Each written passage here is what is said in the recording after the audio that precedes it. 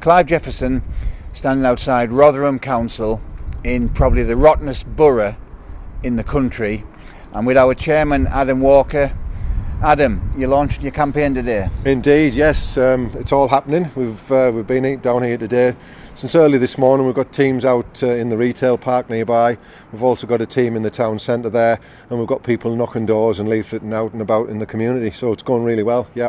And in fact, we've just been knocking doors, speaking to the public, the army lads and residents with ITV in tow. Indeed, yes. They got a bit of footage. Did an interview with them. It went very well. So, if we're lucky, we might make the news tonight. Well, I think we will, because what you had to say was really poignant, Adam. You said it really well. It's a message that can't be ignored. I got the impression from ITV, well, I didn't just get the impression, the producer told me straight. They wouldn't interview us outside here, right? They wanted to suppress it. Oh, we want to move away from that issue, they said. Yeah. You're here, mate, to keep this issue at the front. Yeah, that's the issue that we're carrying on from the good work that Marlene did, and that is the Pakistani grooming gangs that are systematically raping our children, not just in Rotherham but up and down the country. I mean, there's thousands in Rotherham. I should imagine that's just the tip of the iceberg, and a lot of people know that because they personally know victims and they know people who've been involved. So yes, that is one of the main issues that we're campaigning on. Very important that we carry on Marlene's good work.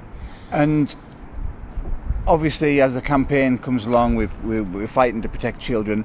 But there's a lot more things you're standing on here, Adam, isn't there? Yeah. It's not just the grooming issue. It all ties in, doesn't it? Because it's all politics, and people say, I don't like politics. But politics is politics. Everything is about politics, and we're talking about jobs. We're talking about immigration. We're talking about the national health. I mean, all of these problems, the problems that we're led to believe by our politicians are problems that can't be solved, and they keep going round and round in circles all the time. They can be solved very simply with very simple answers. We have the answers. It's not difficult. Member of the EU. All right. Give me an answer. Well, simple.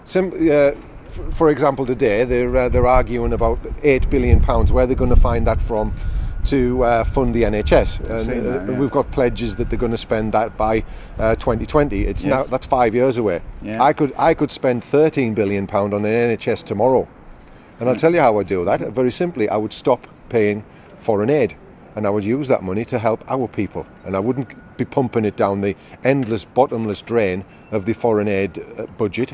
It would go to our people. So there's £8 billion found tomorrow, and then we'll spend the rest on other things for our people. Yeah, you see, there it is. You mentioned withdrawal from Europe.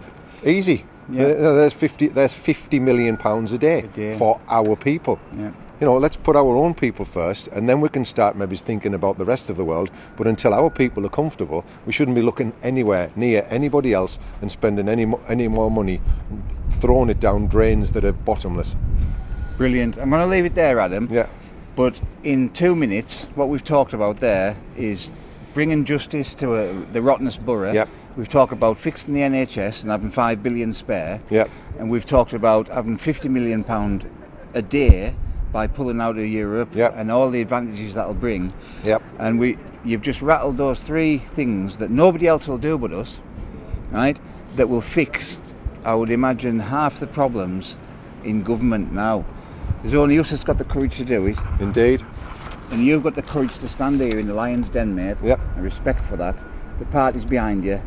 Give them hell, Adam. Oh, don't you worry, I intend to. I always have and I always will.